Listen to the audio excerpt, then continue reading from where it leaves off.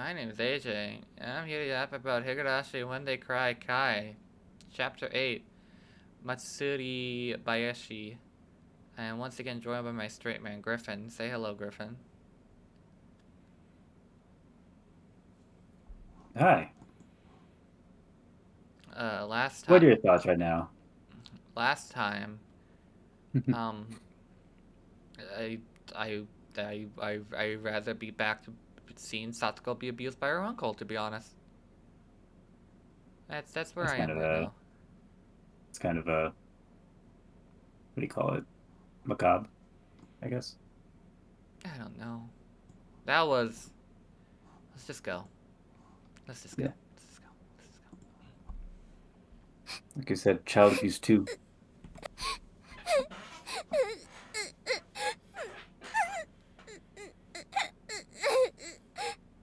How long have I been crying? I don't even know how long I've been confronted like this. My grandfather's hand is on my cheek to comfort me. I'm holding his hand lovingly and passing my cheek against it. 落ち着いたかなおじいちゃん。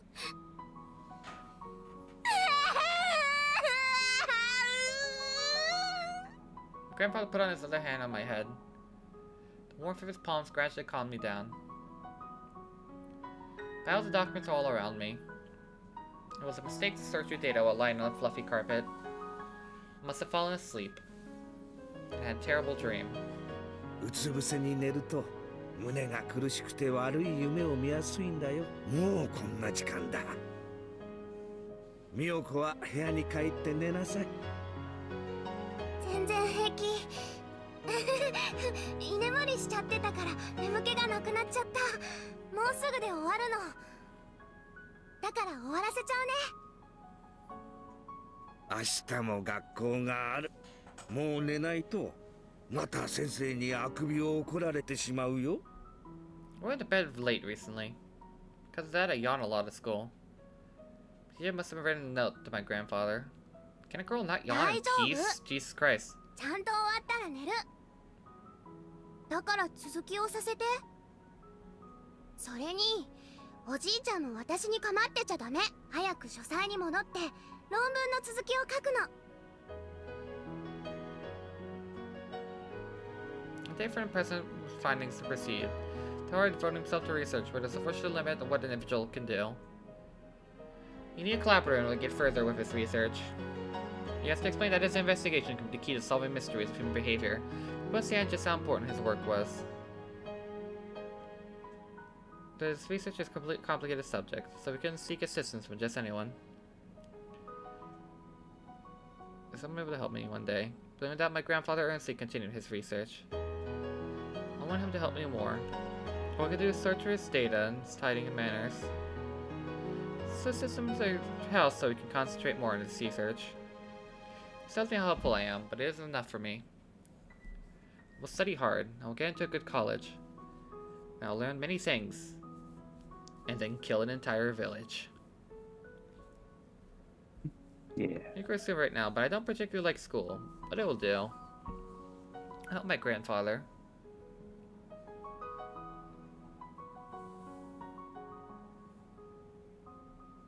Let's continue his research. I wouldn't hesitate to cut open my chest and offer up my heart for him. If he has my lungs, I'll give him my lungs. If his organs fail, I'll give him mine. There's nothing strange about those feelings. Perfectly normal ones. After later that day, I might have not been alive. If I lived, it would probably be without my body intact. With my mind lost to me. In other words, I'm alive because my grandfather came to save me. If he hadn't rushed to find me, I wouldn't be here. I wouldn't hesitate to get my life up for him. Must be happy to do that. Even though I wouldn't be with him forever, human lives aren't immortal. Just like how my parents died. Happens so suddenly, without any warning. I will never heal from my parents' death. My grandfather. I'm not sad. However, his existence isn't eternal either. He may disappear all of a sudden for any unexpected reason. Just like my parents. That's why I wish to be a part of him. That's why no matter what happens, we'll be together forever. I don't want to be alone ever again. I want to be with my grandfather forever. I want to help him forever. わかった。じゃあこの資料の整理が終わったらちゃんと寝るんだよ。約束。約束。 Pinky promised after that. We smiled at each other and my grandfather went back to his study. The dried up tears making my cheeks itch. I headed to the bathroom to wash my face and brush my teeth. I looked at my face in the mirror. None of my grandfather's features are recognizable in my face. Of course they aren't. We are not related. He must have had a family too, but he never heard about them. He doesn't seem to want to talk about that subject, so I don't ever ask him about it.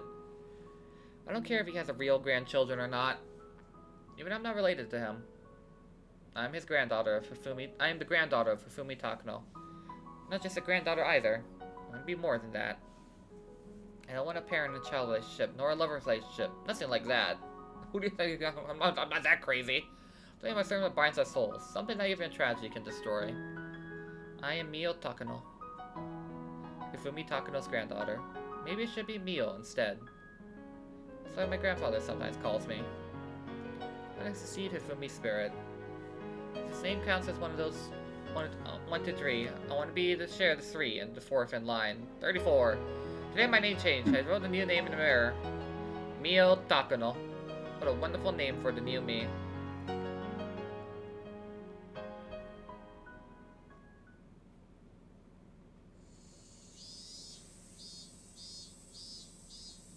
Taisa殿、ご無沙汰いたしております。高野くん。だからもう大差はなしだよ。なしなし。暮れに具合を悪くしたと聞いてから心配してたんだよ。でも元気そうで何より。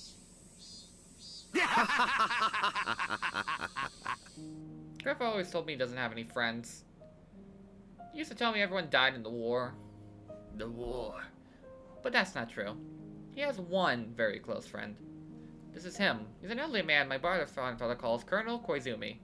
I don't know actually where they met, but every time they greet each other, all they talk about the military and the war. I guess that's where they met. ミオちゃんも大きくなったね。今身長は何センチくらいになったんだい？この間身体検査があったけど、2センチ伸びました。そうかそうか。育ち盛りはいいの。いっぱい食べて、いっぱい運動して、いっぱい大きくなるんだよ。いいなあ、高野くんはこんなに可愛いお孫さんに恵まれて。Mr. Koizumi knows my grandfather and I are related, but he always calls me his granddaughter. It makes him very happy, so I poured a little more black tea into his cup. Let's move about. Stay and listen to them talk. But I guess my grandfather doesn't want me to hear the stories of the war, so he always makes me leave. I don't think you want to hear what a Japanese soldier did during World War II, Takano. Or maybe you do! You're into that shit, I don't know. Headed down the other side of the huge living room instead. Although I'm not right by them, I can still get Silva. This is a conversation. I don't think I can come help them right away. Try to earn points that way to prove that I'm useful. Silva away from them and started reading an encyclopedia. While doing that, I tried to listen to their conversation. How old is Takano supposed to be at this point? それはよかった。教授たちは都合が合えば、再来週の日曜日にも早速来たいって言ってくれたよ。本当ですか。ありがとうございます、小泉さん。いやいやいやいや。34 fortnights. 高野くんが書いたレポートがそれだけ興味深かったことの証左だの。かなり関心を持ってくれてね。ノーベル賞ものの研究になるかもしれないと非常に受けが良かった。ノーベル賞だなんてそんな。いや、お言葉だけでも恐縮です。My grandfather laughed. Since he laughed so cheerfully, something great must have happened. Mr. Koizumi should have shown the society that my essay my grandfather was about to announce engaged their reactions. And supposedly they found it extremely interesting. That means they recognize the value of my grandfather's research. That makes me happy too. しかし、いつも心配なのは君自身が Hinamizawa 症候群に感染してしまってやしないかということだね。君が自分の首をかきむしるようなことがないよう気をつけてくれよ。ひょっとすると私もすでに感染しているかもしれませんな。でもHinamizawa症候群は普通に生活する分には決して危険な病気ではないのです。村人たちがお社様信仰を作り出し、厳しい戒律で自らを縛った頃はかなり危険な病気だったかもしれない。でも時間とともにそれは薄まり、今ではよっぽどのことがない限り発症することはないようです。あれだけの発症例があったのに。Hinamizawa症候群の発症には特に精神の状態が重要なのです。普通に心穏やかに生活している分には何にも悪さをしない病気なのです。戦争という異常な状況下で精神が追い詰められた時のみ発症する。そうです。なーに恐れることなどないのですよ。初期の自覚症状はうつ状態に似た疑心暗鬼。それを自覚したら高野式呼吸法などにより心身のリラックスを図り、かつ9時間以上の睡眠を1週間以上とる。これで発症など未然に防げてしまうのです。実際私の指導下にあったHinamizawa出身兵士は一人も開始しませんでしたぞ。He does talks. Grandfather starts demonstrating the Takano breathing method and a bizarre exercise technique. According to him, this technique relaxes the body and let the blood lymphatic fluid system flew smooth. Blah blah blah blah blah blah. The weeks I couldn't even fucking pronounce them. There's one thing about research I felt bad about. Oh. Grandfather asked me to do this exercise too. I don't want to make him sad, so I did what instructed. ならばいいんだがね。研究対象が元で死に至ってる医学者は過去にもたくさんいる。君も気をつけての。だが研究に準じた彼らの偉業は死後も揺るがない。研究者としては本懐でしたでしょうな。Grandfather told me about Hideyoshi Nagoshi often. He was once son of a poor farmer, but he studied hard to become a doctor. However, he was mistreated because of his background, so he left Japan. Moved to the United States, America! He made accomplishments in research. He discovered a vaccine for yellow fever. Grandfather's background is somewhat similar to his, so he often said to old researchers he admired him the most. Hideo Noguchi died in North Africa. While he discovered a vaccine for yellow fever, he heard it wasn't effective on yellow fever in North Africa. He went there to research it. Came down with disease and then died. A researcher losing his life for his research. Sometimes that is a test of researcher's courage. Since grandfather is very brave to visit Hinamizawa himself to gather information. Since himself he may already been infected. So my grandfather estimates from ancient texts that Hinamizawa syndrome was only a menace centuries ago. Now it's no different from the usual bacteria that share symbiosis with humans. Many people became ill with disease during the war, but that's because they were in an extremely abnormal situation. World War II. Today's peaceful environment, it's also impossible for a person to develop syndromes, you know, unless, like, a crazy cult lady starts talking about gods and stuff like that, and also the police wants to come and interrogate you about some sort of Yakuza family and your murder conspiracy, then, you know, but, like, what are the chances of that ever happening? So grandfather told me as long as I maintain physically and emotional, I won't develop any symptoms. Just don't have anything wrong with your life, forehead. Grandfather enjoyed his conversation with Mr. Koizumi. Understandable.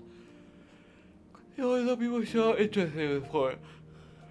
Even wanted to come over on Sunday, the weekends and after next to meet and talk to him directly. I'm happy to advance in modern medicine. Unexplored frontiers are steadily dwindling. It's possible the Hinamizawa syndrome my father discovered might be a new continent in the field. He decided to be in 2 weeks. Sounds like there will be more than one person coming. And that sounds like they were all important people in this society. They're always rich and famous, yet they're satisfied with that. They just want to be involved with something that worth an international award. It's a chance to gain assistance and sponsorship at the time. では再来週。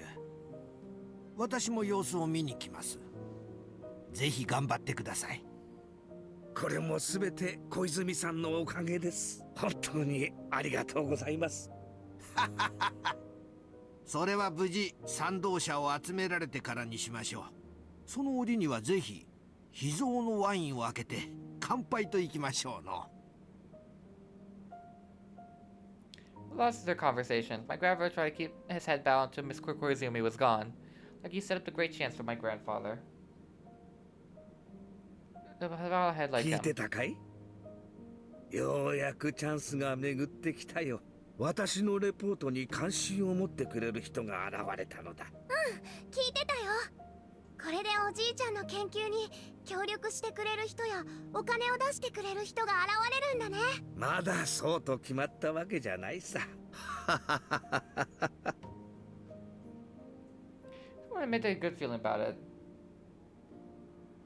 The feature conducted is finally gaining recognition. 再来週の日曜日なの？忙しくなるぞ。プレゼンテーションで第一印象のすべてが決まる。資料を読みやすく作り直したり、いや人前できちんと説明できるよう少し練習をした方がいいかもしれない。とにかく手落ちがないようにしっかりやらないとな。資料の作り直しは大事だね。おじいちゃんの字は読みにくいから少し大きめに書いた方がいいと思う。とにかく忙しくなるぞ。再来週か。うかうかしていたらあっという間だ。そうだね。私もお手伝いするよ。ホルマリンの容器とかのホコリも拭き取らないとね。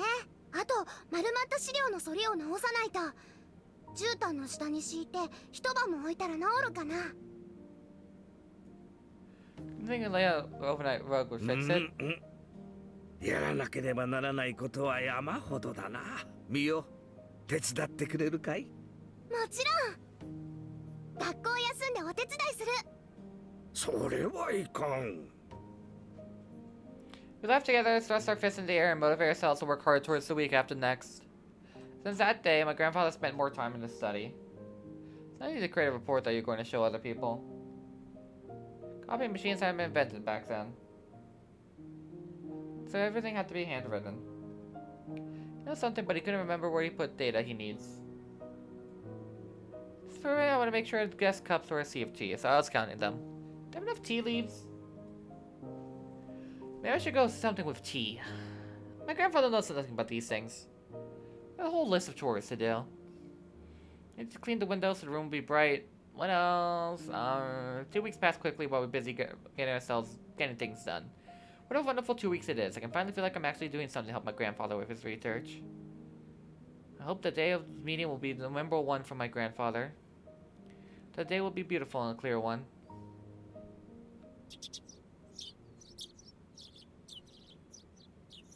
Just as I wish, the day is beautiful.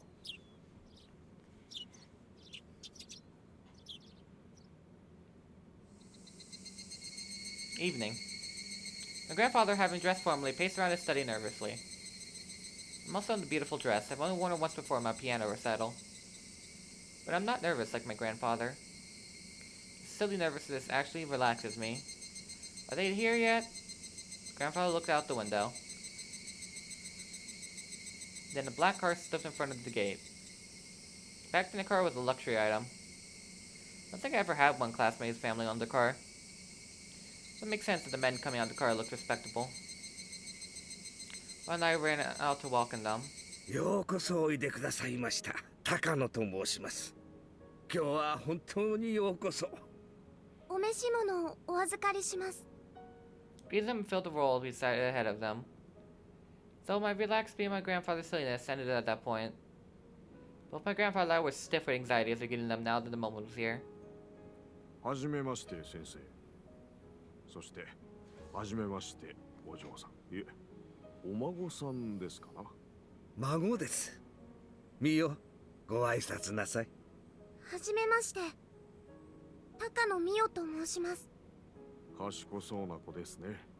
本日は小泉先生の代理で参りました。小泉先生は急な用事が入ってしまい、本日は出席をすることができなくなってしまいました。そのことを大変残念がっておりました。そうですか。それは残念です。First sizing up, but grandfather shows wine ready, just as two promised 2 weeks ago. 皆さん、ご紹介いたします。こちらは高野一二三先生です。高野先生は戦時中、満州の貿易研究所におられ、伝染病予防分野の第一人者として活躍されておりました。また、戦地での栄養失調、食糧難対策として、合成食品や合成種の研究に特に顕著な功績を残されました。よろしく。はじめまして。お邪魔いたします。 Men are older than grandfather, they take their hats off as they come to greet him. The beards, expensive looking canes, the glasses, some of them very high up in society. Grandfather そ bows to れ each では other. 皆さん、どうぞ書斎へ。誇り臭い場所で大変恐縮です。どうぞこちらへ。みよ、皆さんにお茶の準備を。はい。Now I think I'm the most nervous one. I'm not the one making the presentation, I'm not the one being evaluated. It's ridiculous I'm feeling so nervous. But I don't know if I should use that as my excuse. But I was so nervous I knocked over the thermos I had filmed to burn the hot water and ruined the black tea I specifically chosen for that day. I apologized to my grandfather and started to boil water again. It's not time for the guests. But then I had a cup of teas and cookies ready. Grandfather's presentation was the key part. 血管もしくはリンパ管を破って脊髄へ侵入し、髄液を通って脳内に至るものと思われます。また死後の解剖結果、脳炎を起こしたものを複数件確認しています。類似の症状をもたらすウイルスは過去の事例を紐解いても数種類あり、その中でも代表的なものは I started walking between samples and formalin jars and pointed to several things as I gave explanation. There were over 100 formalin jars here with parts of brains in them. They were all very dusty, so I spent a few days cleaning them. Rather proud to see the sparkling jars all lined up like this. ただし I think that's これ supposed ら to の say ウイルス sparkling. が引き起こす症状は多岐にわたります。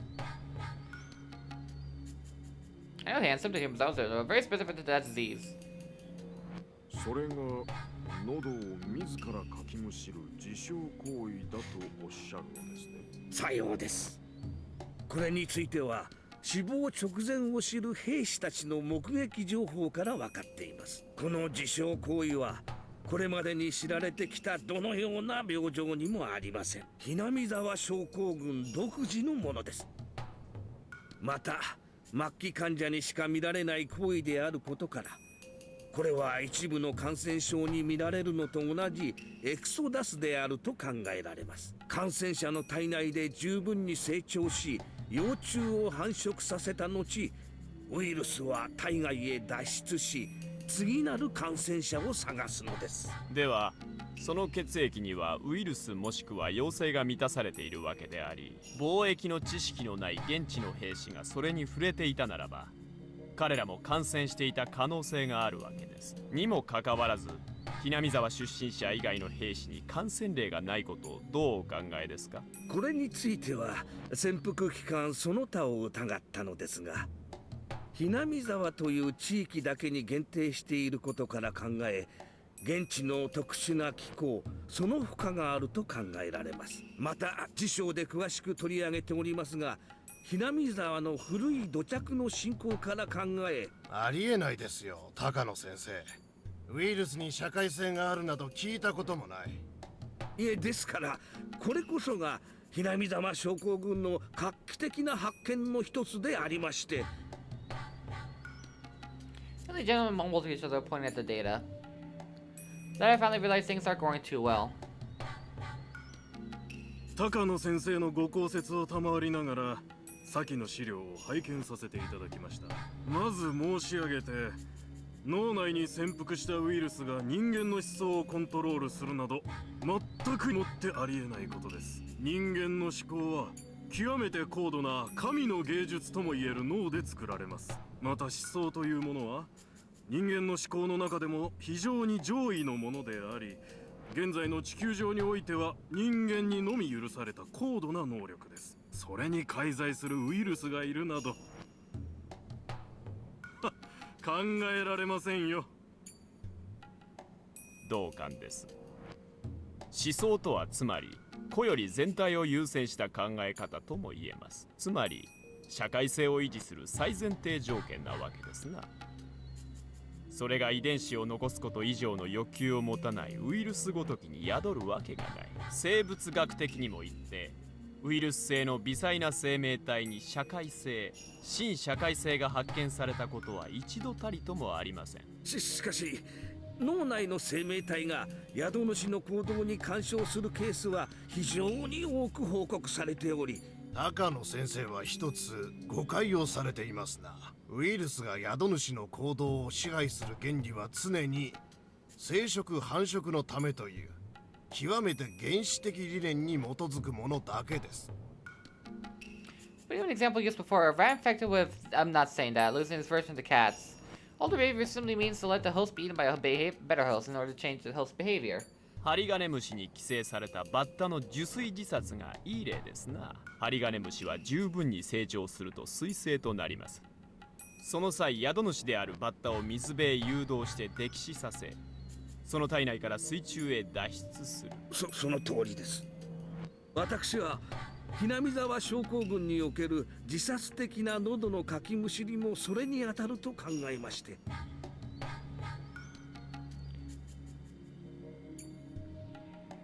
そうです。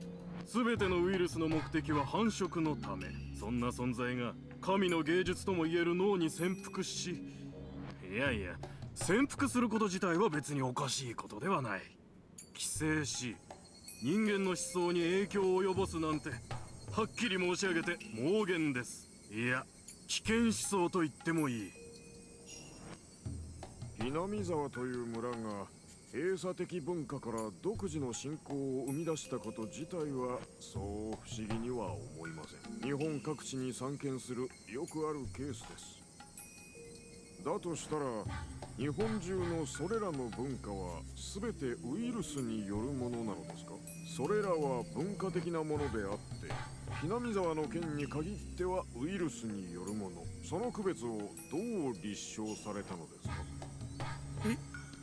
いえ、ですから現地で死亡したHinamizawa出身兵士の解剖の結果からそうだと信じるに足る様々な。失礼だが高野先生、信じるに足る臨床データだと語るには少々先生の収集されたケースは少なすぎます。しかもご自身で言われたように戦場という異常な状況下の話です。ですから次の章 I haven't said anything in a while. Probably should do that. 症候群は疑心暗鬼と緊張、ストレスなどによる微妙なバランスが崩壊したときに喉をかきむしるという特徴的かつ異常な自傷行為が複数件あったならば何かの共通性があるに違いないと疑われるのもユニークかとは思います。ですがだからこそ当てにならないのですよ。戦地という異常な状況下でたまたまレアなケースが重なっただけのことなんです。高野先生は重なった偶然を見てゲシュタルト的な構成主義にとらわれ法則性を見つけたように錯覚してしまったのではないかと考えます。そうでないことを証明するにはHinamizawa症候群の感染者に対する膨大な臨床データが必要です。ですが倫理的に考えてこりゃ立証は不可能でしょう。出身者がタタリだと了解する行為はどちらかというと文化依存症候群の範疇です。それに対しウイルスによる意識支配を重ねられることは失礼だが高野先生はユニークなHinamizawaの信仰に浸水しその結果ご自身が文化依存症候群に取り込まれてしまっているのではないかと考えます。いえ神秘的分野を研究する人間にはよくあり得ることですよ。我々も日々気をつけています。The more they talk, the paler my grandfather's face becomes. Just stunned myself. We never heard of parasites like that. That's impossible. It's just a coincidence. There isn't enough data. The talk goes on, and every time grandfather says something, they dismiss it like that. Before they knew it, my grandfather could only hold silence before the criticisms. ただどんな発見も最初は理解されないものです。高野先生の研究もそのうちの一つでないかと考えます。当時どんなにバカバカしいと思われていた研究でも、その後真実が解き明かされ評価を改められるというのも、これまたよくある話です。私は皆さんに比べれば素人です。個人の研究家に過ぎず、一流大の出でもなければ学閥にも属していません。もちろん権威や研究所へのコネクションもありません。故に個人の研究ではこの程度のことまでしか調べられないのです。果たしてHinamizawa症候群が真実なのか、それとも皆さんがおっしゃられるように私の妄想に過ぎないのか、それを確かめるためにお力添えをいただくことはできませんでしょうか。もちろんこれが世紀の大発見になるならば一大センセーションを巻き起こすでしょう。何しろ人間の文化や思想は全てナノ単位の脳内生命体の意志によるもので、前頭葉は彼らを住まわせるだけの場所に過ぎないという。Hinamizawa症候群が存在し、その感染者が感染によってその親代様信仰というものに組み込まれることがもし立証できたなら、地球上に存在する全ての宗教、いや文化国境さえもウイルスで説明できるかもしれないんですからな。その話の壮大さはとてもユニークです。高野先生は我々のような人間にひっそりと論文を読ませるより、それで本を書かれて一般大衆に発表された方がよろしいでしょうな。 Grandpa looks at the ground, his fist trembling a little. But their words were far too cruel. We don't talk academics. I'm just a little girl. Material girl. I don't know what we're talking about, but Grandfather worked so hard himself until today. To prove his research and delve further into it, he needs sponsors. Yet those sponsors are casting him away, calling his research a delusion. That's outrageous. Like asking which came first, the chicken or the egg. Besides, if his research was the level those cheeky men want to see, he wouldn't need their help. But they're saying that they can't help him unless they see the results are beyond the level of private research. In any field, doesn't research always start out with just a little idea? If you can prove its existence beforehand, then what's the point of researching it to begin with? It's why idea is the subject of research, how to gain any knowledge at all. But never mind that. When Mr. Koizumi came 2 weeks ago, he didn't say they were really interested in his research? What's going on? This is the complete opposite of what he said.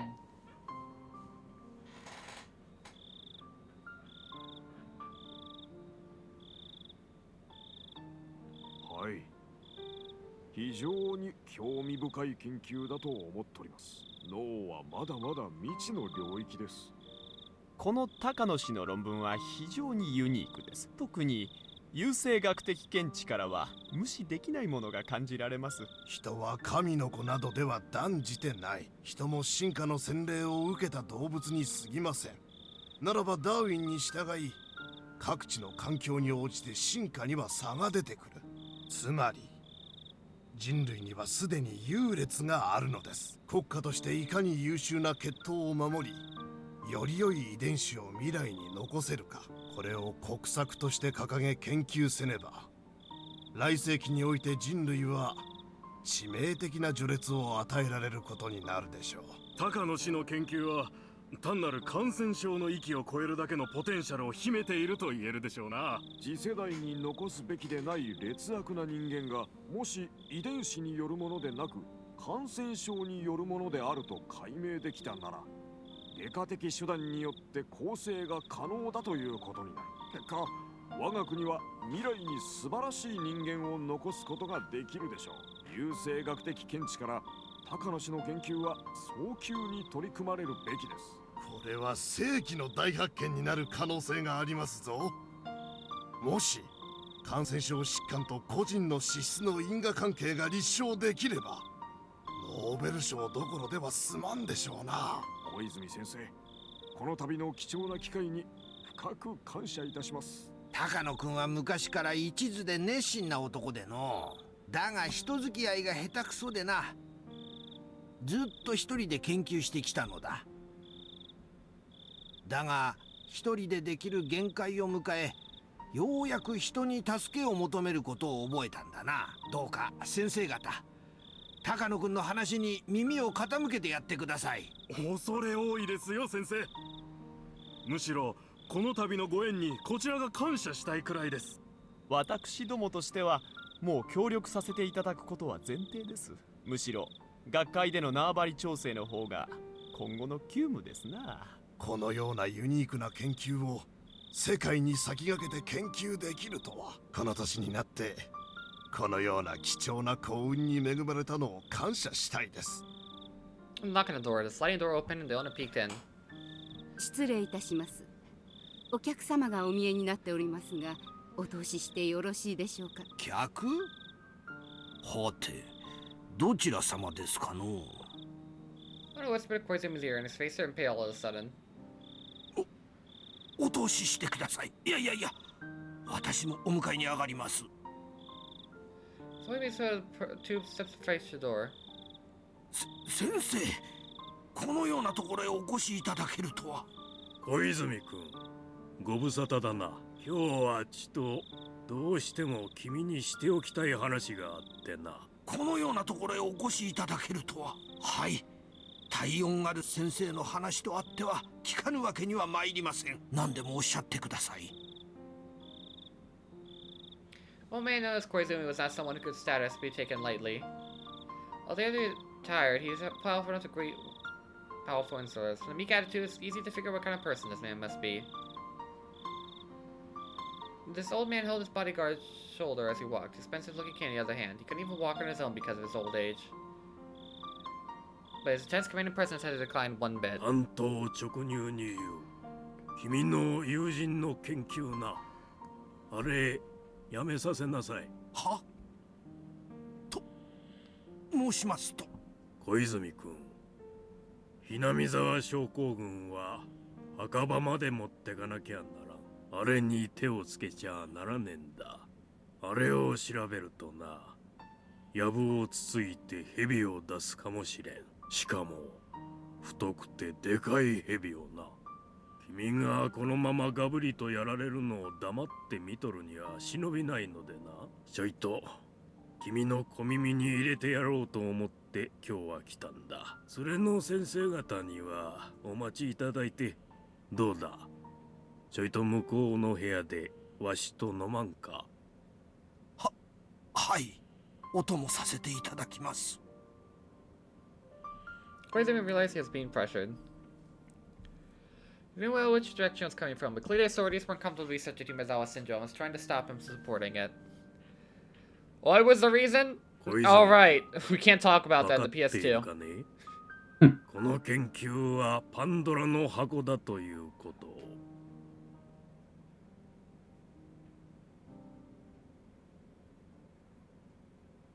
全くの世まい事ですな。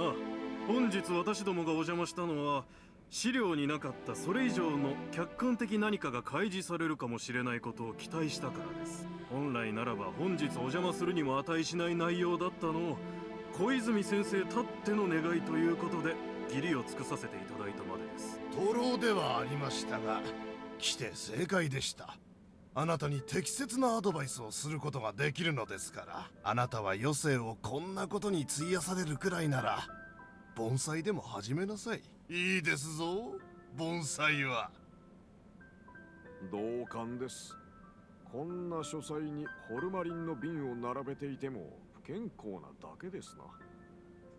しかし実にユニークな内容でした。あなたさえよければ出版社の社長を紹介しますよ。大衆にはこのくらいの刺激があった方がウケるでしょうからな。I'm trying to hide their hostility. The line from my grandfather denouncing him, saying there's not degenerate, not only research with personality as well. Trying to provoke him. The sponsor would give them what they want. Even his my grandfather made him a noble researcher and a proud human being. No longer troubling. On the contrary, he apologized to them for taking up their time.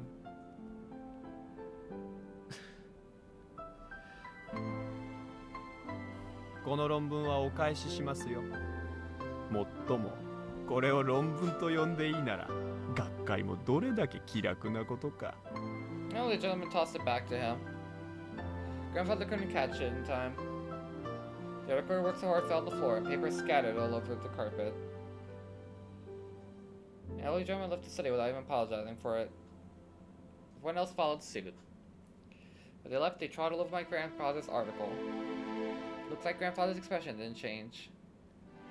But I could see his warping. I could see the wall of research grandfather bore crunching, rapping sadly. I jumped. Grabbed onto the elderly gentleman's leg. I don't hate him. So I asked if I hated him or not, the answer would be yes, but that's not the point here. Well, I currently stand his foot stepping all over my grandfather's article.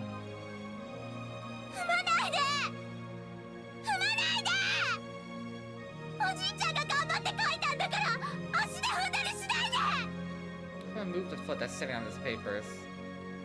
The foot doesn't move no matter how hard I push or pull, and it's rooted to the floor. I felt someone grabbing me from behind. It was my grandfather.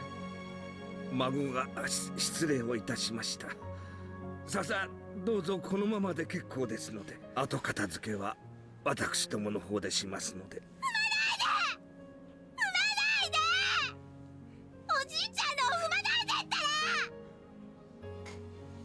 Screams don't mean a thing to them. They completely ignored my screams. They continued to stay on the papers and left the study. One of my grandfather's eye remained in there now. I was still grabbing the back of my collar. I don't have any words left to say, only cries. My grandfather determined not to show any emotion. He didn't even open his mouth. So I have to cry for him. Just then my grandfather slapped me in the face. Suddenly, started crying. Why did he slap me? Jesus Christ, y'all suck! Stan, grandfather's the one who wants to cry. He's enduring. So suck it up, bitch. My eyes never to my nose. Slapping a girl who went through God knows what physical torture. That's not why he's apologizing. Probably because he just slapped me. Let's complain about their rudeness. もっと私がしっかり研究できていればこんなことにはならなかったの。せっかく今日までミオがあれだけお手伝いをしてくれたのにそれを無駄にしてしまってごめんな。 After the disaster, he came still concerned about me. I shook my head and put my hand on the floor. I just tried to get papers, but then they began to fall. My tears on the floor and burling the ink on the papers. These are all handwritten by grandfather. But I was finally happy with someone who understood his research. I'm so happy. It's been all night writing these. But they stepped on them. They stepped on my grandfather's very soul. 私の研究がまだまだ足りなかったんだ。もっともっと研究を重ねていたならこんなことにはならなかったんだ。ごめんな。本当にごめんな。おじいちゃんはもっともっと研究を重ねるからな。これくらいのことじゃくじけないからな。I don't know if he's saying this for 大丈 himself. 夫。神様は見ておられる。そして自分が評価されることを疑ってはならんのだ。いつか必ずきっと評価されるから、その日まで努力を怠ってはならんのだ。Grandfather says that all the time. But I know the truth. God only plays with people's face. He doesn't save anyone out of goodwill. That's why he let this happen to my grandfather, even though he worked so hard and humbly until today. That's why he let such a horrible thing happen to me while still an innocent little girl. Grandfather kept repeating himself. But I know the truth. God exists. The existence of grandfather believes in isn't real. Is real. It's no wait, no, don't delivers unreasonable fates and makes us call a challenge. I can't tell my grandfather that, of course. I asked God once more, like I did on the day of the thunderstorm. ¿Por qué? Why can't you give me my grandfather's effort and hard work and recognition it deserves? Grandfather told me that he'll gather up the papers, so I should put away the teacups. Nodded silently, put the teacups that hadn't been touched onto the serving card. As I pushed it out of the study, Grandfather told me, He told me to close the door after I leave.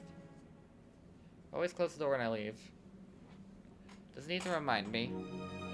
But that's what he wants, so without saying anything, I closed the door. And then as I walked away from the study, I heard my grandfather sobbing. Tears filled my eyes once more. Sadness and disappointment. I almost feel angry with myself for not being able to do anything for him. And I felt a cool breeze on my wet cheeks. The breeze was blowing in from a cracked open window. The curtain was flapping gently in that breeze. I heard the cry of the Higurashi. I listened to him and calmed down gradually. If I can ease grandfather's pain by crying, I'll cry in his place. But that won't help. On the contrary, he started to cry because I did. Being useless here. Remember that day. Remember the reason I am alive now. If you hadn't come and saved me, I would have spent the last days of my life lying in the corner of the bathroom as a human-shaped piece of meat. My father saved me. Gave me back my rights. That right to walk. The right to stand up. The right to wear clothes.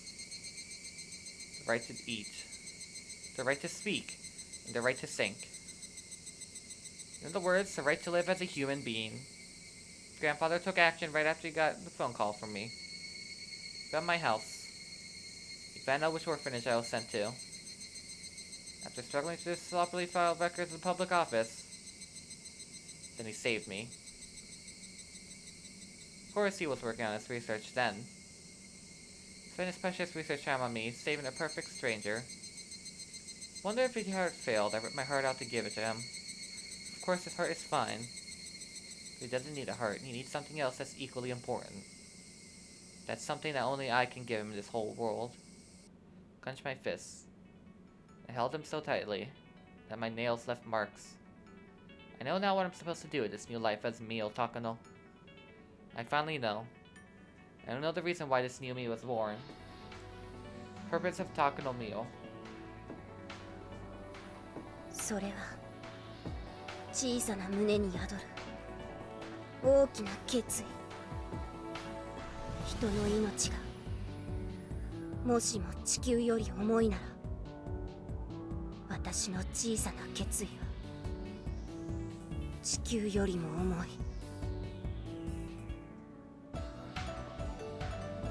Started my grandfather's greatness, but I actually know the half of it. Before I helped him reach his level. All my lessons led back to my grandfather. There was a single subject I could ignore. Right now, studying hard is what I can do for him.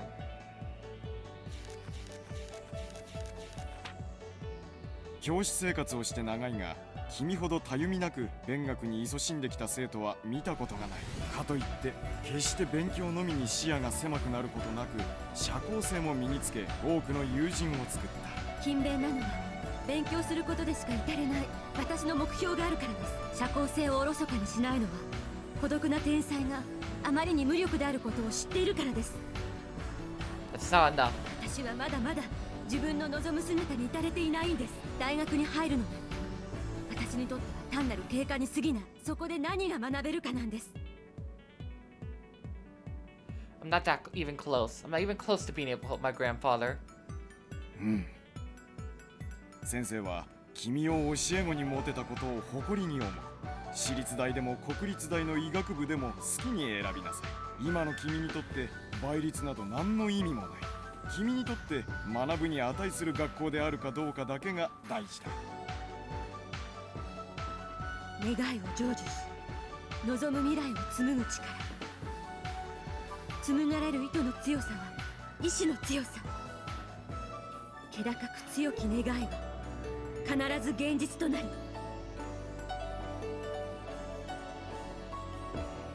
Do I have what I need to be able to truly understand Hinamizawa syndrome, help grandfather in his research? I don't need to compromise or excuses. The heights I seek are lofty and precipitous. This isn't enough, not even close. My classmates are such idiots acting they're winners in life just because they entered this school. College is simply a place to learn what I need to know. If this self-proclaimed best school isn't worth my time, I'm not interested. まさか最初のあなたが伝染病圏に来られるとは思いませんでした。あなたほどの方なら引っ張りだこだった I でしょうに。 fucking love てっ parasites, きり dude. もっと見栄えのいい研究に関心を寄せられると思っていました。私が学びたいこと、研究したいことが伝染病だからです。私は今日ここで学べる資格を得るために勉学に勤しんできました。そんなことはありませんよ。入学試験を第1位で突破したあなたを拒むはずもありません。ようこそ伝染病圏へ。嫌われがちな学問でね。研究者はまだまだ少ない。だから他の学問に比べて未知の分野が多いのです。That's quite true. The study of parasites is a mysterious world. Or rather, it's an ignorant one. Ignorant world where the preconception of parasites can't possibly control human pervades. Ignorant people laughed at grandfather and stepped all over his article. 伝染病の世界にはまだまだ解き明かされていない未知があります。私はそれを解くために、それを解こうとする人の力になるためにここまでやってきたのです。実現の約束された願いはもはや願いとは呼ばない。それはつまりもはや運命。私が紡ぐのは運命。運命は個人だけじゃなく人を、世界を支配する絶対の力。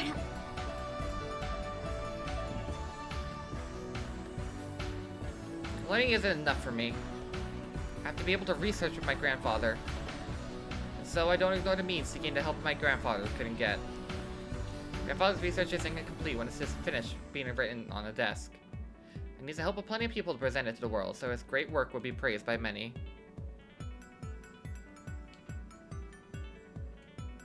そうです。当会は大学院の首席卒業生のみに入会資格を与えている同窓会組織です。毎年7人の入会者のみしか認めておりませんので、一般的な同窓会組織と比べると小規模ですが、その結束は比べようがありません。そのような会へお誘いいただき、とても光栄です。私ごときでよろしければ、ぜひ末席を賜れればと思います。いえいえ、あなたほどの実績と経歴をお持ちの方を末席などとんでもない。先輩方もあなたを歓迎されるでしょう。会の名簿には現役大臣、高級官僚、大企業の社長や顧問などが名を連ねています。彼らはあなたを必要とし、あなたが必要とする協力を与えるでしょう。小泉先生もこの会におられたのですね。私の祖父の親友だった方です。まさかここでまたご縁があるとは。そうでしたか。きっと小泉先生もあなたの入会を歓迎されることでしょう。Actually, genius is useless one. People live in a society. We live in a society. People live in a society, so true. No, ignore that. Do my best as an individual. You know what? I think I have parasites in my brain, so that makes me stupid. It's all for one purpose. My only wish as Mio Takano. Yes, I can't spare any effort. 私の絶対の意志が絶対の未来を紡ぎ出す。誰にも邪魔できない。誰にも覆せない。サイコロの1なんて認めない。けなげな努力が偶然の事故だけで打ち消されるなんて認めない。全てのサイコロを6にしてやる。サイコロを神になんか委ねない。不運になんか委ねない。神に祈るのは自らに努力を尽くさぬ愚か者のすることだ。私は神などに委ねない。全ての結果は私が紡ぎ出す。私の強固な意志が神にさえ介在できない絶対の未来を作り出す。それは祖父が教えてくれた神になる方法とは違う。それは生きながらにして神に至る方法。それに気づいた時、私はようやく解放される。それは両親を失った時の悲しい記憶、その後の辛い生活、そして論文を踏みにじられた時に見せた祖父の涙。そう、私は神の域を超えるのだ。神の気まぐれなどに負けない存在に。祖父の研究認めさせてやる。それは私が望む未来、約束された未来。人々は祖父の論文を奪い合って読み合う。かつてないがしろにされ踏みにじられたその論文をうやうやしく手に取って読むのだ。たとえその日を待たずに祖父に死が訪れたとしても、その程度の運命に私が泣くことなどないのだ。だって祖父はすでに私に教えてくれている。たとえ死んで土中に埋められた身であっても復活できることを。私が祖父の偉業を完成させ、世界中が祖父を称えるその時、祖父は復活を遂げ神となり永遠となる。それは永遠の絆。どんな交通事故でもちぎれない。神がいくらサイコロの1を並べようとも、両親を事故で失った日から私の人生は全てサイコロの1だった。でも私はそれに負けずここまでやってきた。サイコロの目など私は超越する。サイコロの目は私が決める。運命すらも私が決める。くじけぬ絶対の意志で。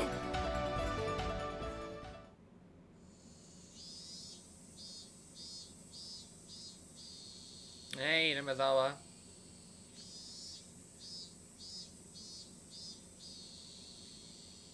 診療所はいつ開くんかいね。クーラーがついてるとええの。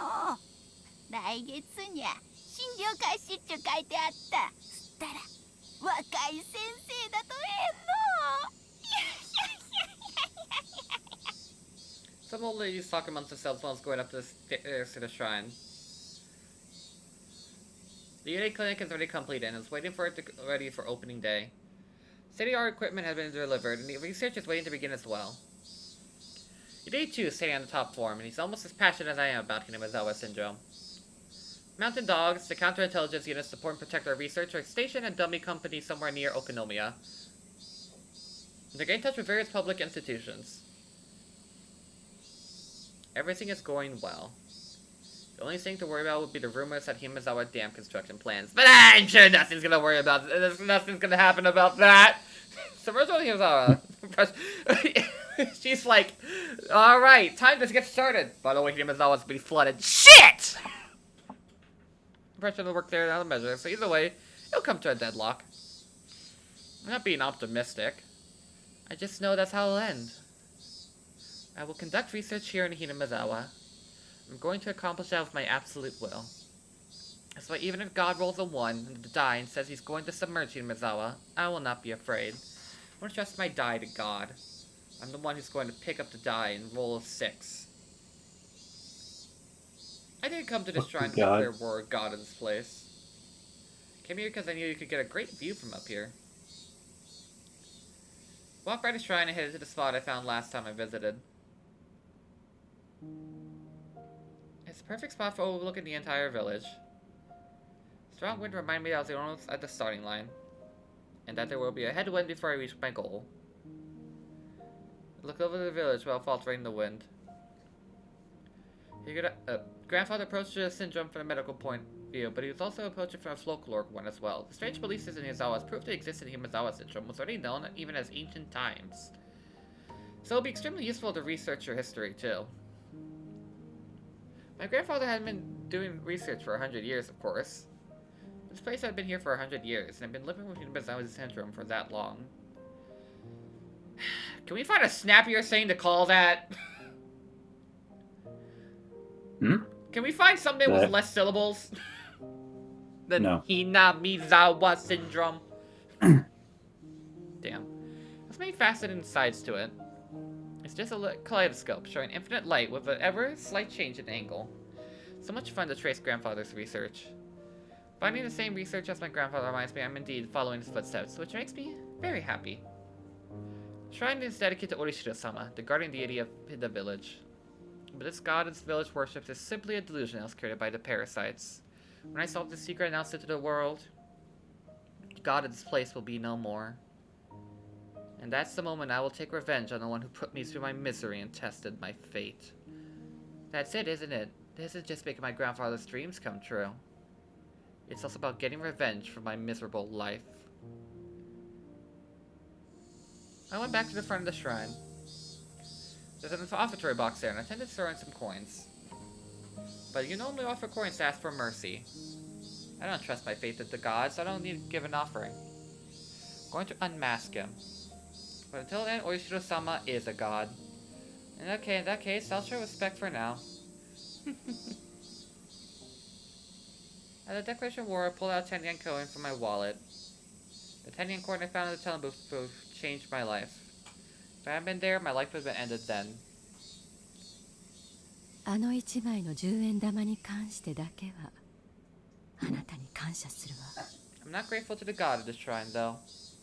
でもね、あの程度で私はあなたを許したつもりなんてない。そして私はあなたのご利益なんか期待せず、自分の努力だけでここまでやってきた。今後あなたがどんな理不尽な運命を与えようとも、サイコロの位置を出し続けようとも、そんなものにはびくともしない。絶対的に強固な意志の力で私の理想を勝ち取ってみせる。 Grandfather will be praised, and to become a god of research shall do in this place. I'll defeat the god in this village and become an existence above even gods. いつから私は神という言葉にこだわるようになったのかしらね。祖父がいつも神様を引用した話ばかりするからかしら。Here, this is the 10 yen coin you gave before me. My debt's paid off now. You keep clinging to your throne and torment people with your trials, while I fight my battles to knock you down from there. And so I chuckled the 10 yen I once borrowed from God into the offertory box. The moment I could understand what happened. The 10 yen coin was supposed to fall into the offertory box. But, how can I explain this? That's not what happened. I aimed correctly for certain. Who could miss an offertory box anyway? That's not it. Because the 10-year coin stopped in midair, as if it got stuck in a spider web. Did it bounce back to me and fell by my feet? God, Hanyuu said, "Fuck you!" Fuck off. Parry. No, well, you're bullshit. What I did was to challenge him. I love the scene. That means this is... I jumped because I thought I was the only one here. Anyone who would jump would find there's someone else standing there unexpectedly. Hi, Hanyuu! Hello. It's like you came out from the shrine. I heard you talking shit! We're in a shrine in mini uniform, so she must be a caretaker who's here. That's what I thought too. But there's something else about her. She's not at least one of the shrine caretakers. She is the shrine itself. Because the girl is staring into my eyes. No, she's glaring. She smiled back I smiled back fearlessly. I think she heard my words, a challenge to God. Sweaty expression on her face because of that. I didn't do anything! Hanyuu's like she is sitting. Why are you beefing with me?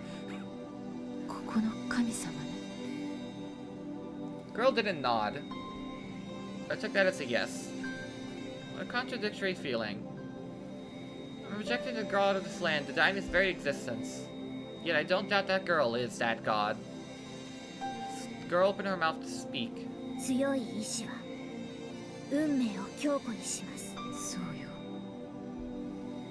That's what I said to myself often. Never said that to anyone who quoted it from anything. So under normal circumstances, I should be surprised to hear the girl say that. But this girl isn't human, so I'm not surprised. Apply to her.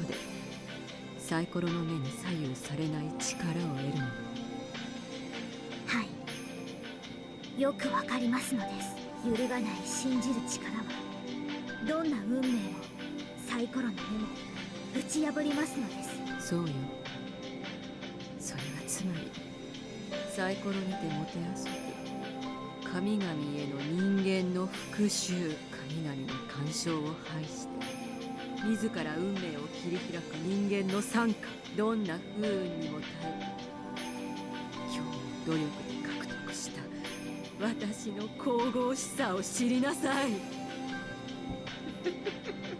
Spiteful laughter flowed out of my mouth. The girl's face displayed a strong will of her own. Her expression didn't even change a bit. 僕はようやくわかりましたのです。 By the way, you have a really weird chin. I know, I've been told.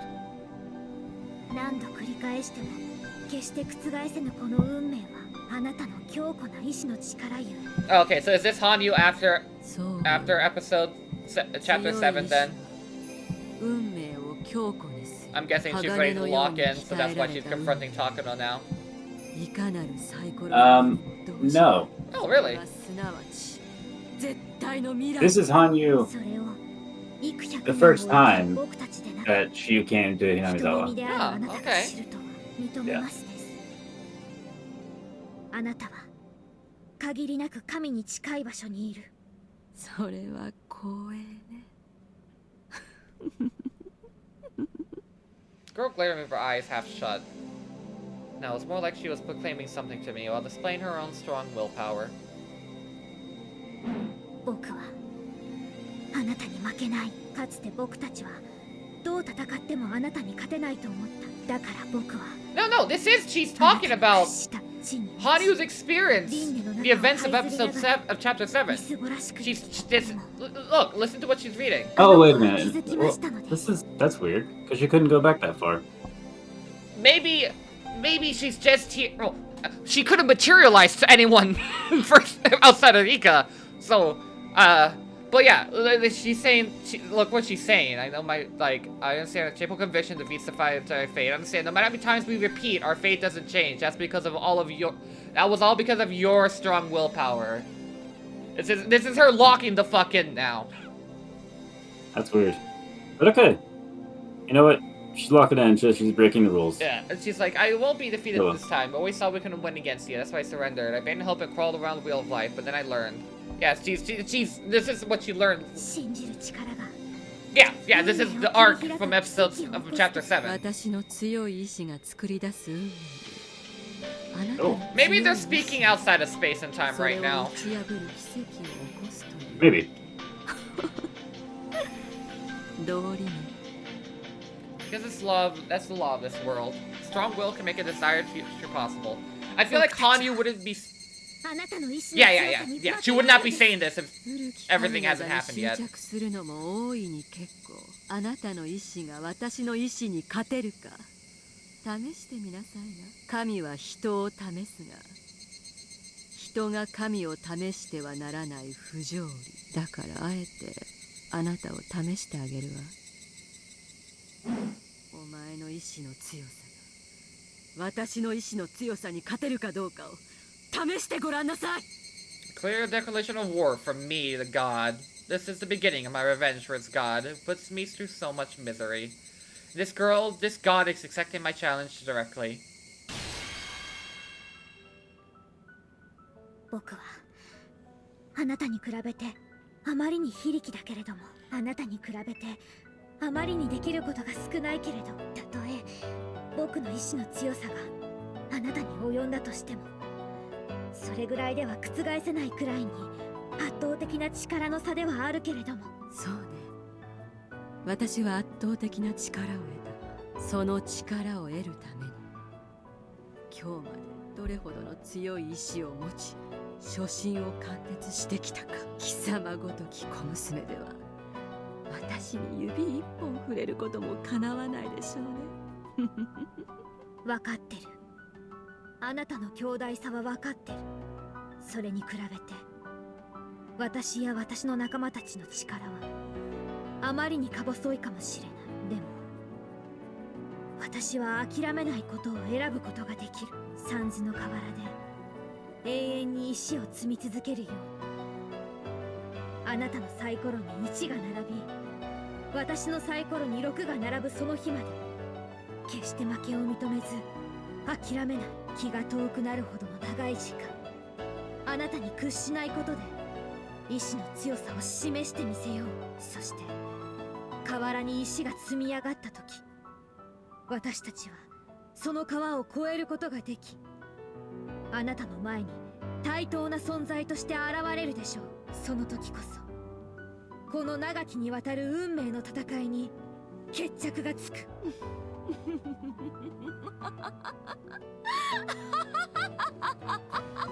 ならば結構、かかっておいでなさい。どちらの思いが強いか。強かった方が未来を作る。強かった方の望んだ未来が訪れる。私の未来を一歩も譲らない。その未来では祖父の偉業は称えられ神となり、かつて私を不幸にて試すような真似をした神に対して復讐をする。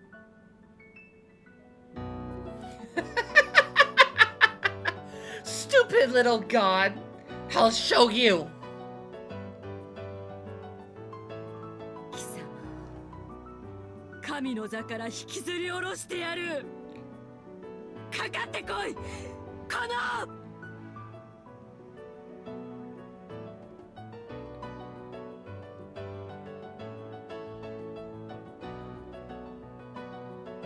Alright, there we go.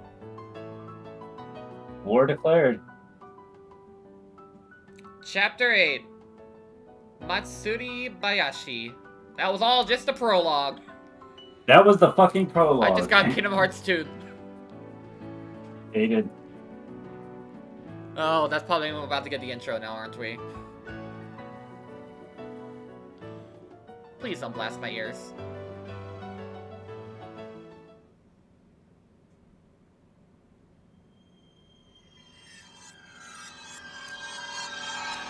Oh yeah. Good one.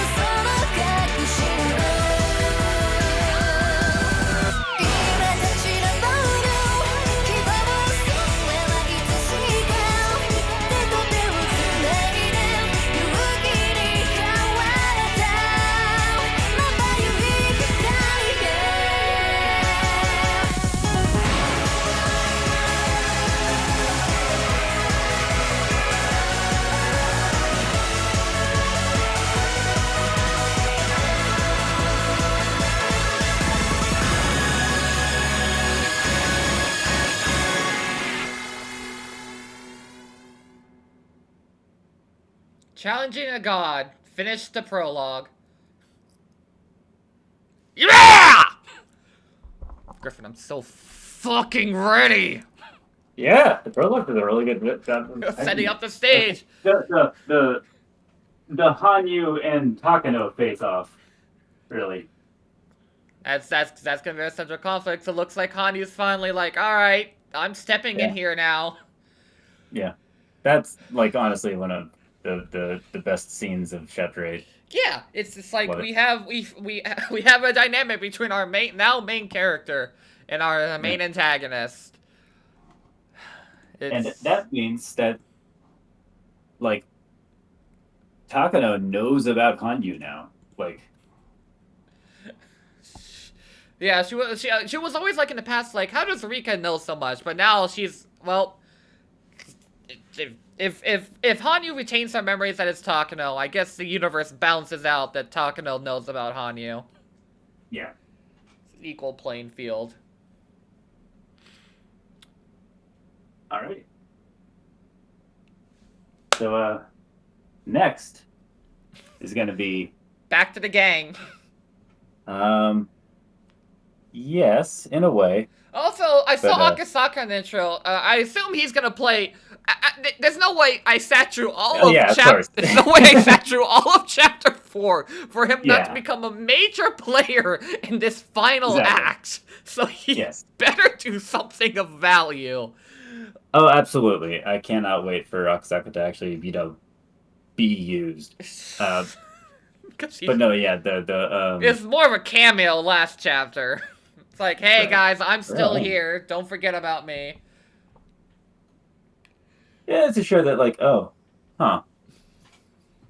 the pieces are falling together. And we have all of Takano's backstory, so now we completely, we don't need any more. We completely understand where she has come from and, like, why she led her to a massacre. Because I'm guessing by just, the best way to prove Hinamizawa syndrome was just to, like, if Rika dies, the entire village would go crazy. So, it can't be covered up if it's a nationwide incident, epidemic. Nationwide, and it became like a mass paranoia epidemic too. Because otherwise, the government would, hide it. So she did it. I wonder. That must mean Takano must be still alive in Akasaka's time. In Akasaka's time? Yeah, in the 2000s. When at the end of chapter 6, when he was investigating and wondering what happened in 1983, like, she must still be alive then. I think. I don't know. We don't know what happened to her in those chapters afterwards. Yeah. Okay. Well. Yeah. I guess Akasaka. She just won. That's it. She won. She went to Tahiti and enjoyed her life there. Yeah. All right. All right. The challenge has been cast. Are you ready for the real challenge? They're ready for the real challenge. Everything. The real challenge. Yeah. I guess now the question is, how the fuck do we stop Takano? My answer is, I don't know. Oh, no. I'm saying there's something else. There's one last thing that you got to do, AJ. What do I got to do? Next time on HIGURASHI. Fucking whore. Until then, have a gay old time, y'all. Peace.